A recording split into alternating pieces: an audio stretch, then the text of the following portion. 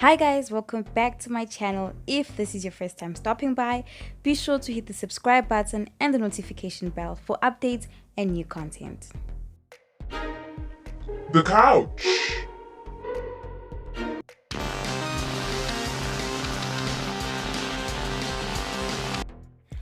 On the 4th of October, The Blacklist returned for a 7th season, and the first episode left me with more questions than it did answers. But before we get into that, here's a list of some amazing series that are similar to The Blacklist, and if you aren't already watching The Blacklist and you really enjoy crime drama series, then you will love The Blacklist, so check it out. For other series like The Blacklist, I'd recommend that you watch Blindspot, which focuses on a mysterious tattooed woman who is found naked inside a travel bag in Times Square by the FBI. She has no recollection of her past identity, and they discover that the tattoos on her body contain clues to crimes that they will have to solve. Nikita focuses on a woman who escapes from a secret US government organization known as Division, which is responsible for black operations including espionage, sabotage, and assassinations. Nikita resurfaces after 3 years in hiding and is back to bring Division down. The Mentalist follows Patrick Jane, an independent consultant for the California Bureau of Investigation. He has psychic-like abilities which help a team of agents solve murders. However, his true reason for consulting with the CBI is to track down a serial killer known as Red John who brutally murdered his wife and daughter. Agents of S.H.I.E.L.D. follows a S.H.I.E.L.D. agent, Phil Coulson, who puts together a small team of agents to handle strange new cases. It is centered around the Marvel Universe and has fiction, so they sometimes visit new planets.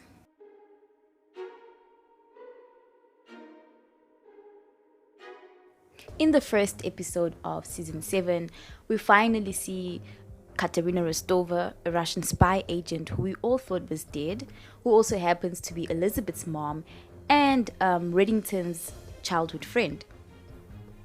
She kidnaps Raymond Reddington and has him thinking that he's in France and that he was beaten almost to his death and that he's now paralyzed and cannot walk.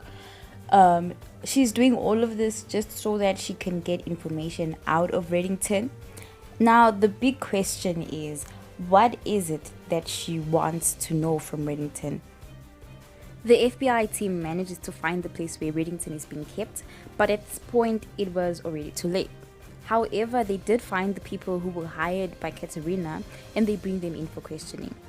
One of the people says that Katerina is looking for a Russian woman, and this makes Liz think that this woman that is being looked for is Katerina. So at this point, she still has no idea that Katerina is actually the one who has Raymond, or the fact that that Katerina is alive. So what is it exactly that Katerina is looking for? Also, when season 6 ended, Reddington was actually looking for Katerina, and when he finds her, he warns her that she's not safe. It's very possible that Katerina let Reddington find her. I mean, this is a woman who managed to convince everyone that she was dead. So if she was found, it was because she wanted to be found. There has to be a serious reason she came out of hiding after going through so much trouble to hide. And in season 6, during the trial, Reddington did give out some information about her to save himself, like the fact that she's the one who framed him. So maybe she's trying to find out how much he gave away and maybe do some damage control. Elizabeth will be stuck in an awkward situation when she realizes that the person who has Reddington is her mom, Katerina Rostova. She will probably have a hard time picking sides because Liz grew up as an orphan. She didn't really know her parents.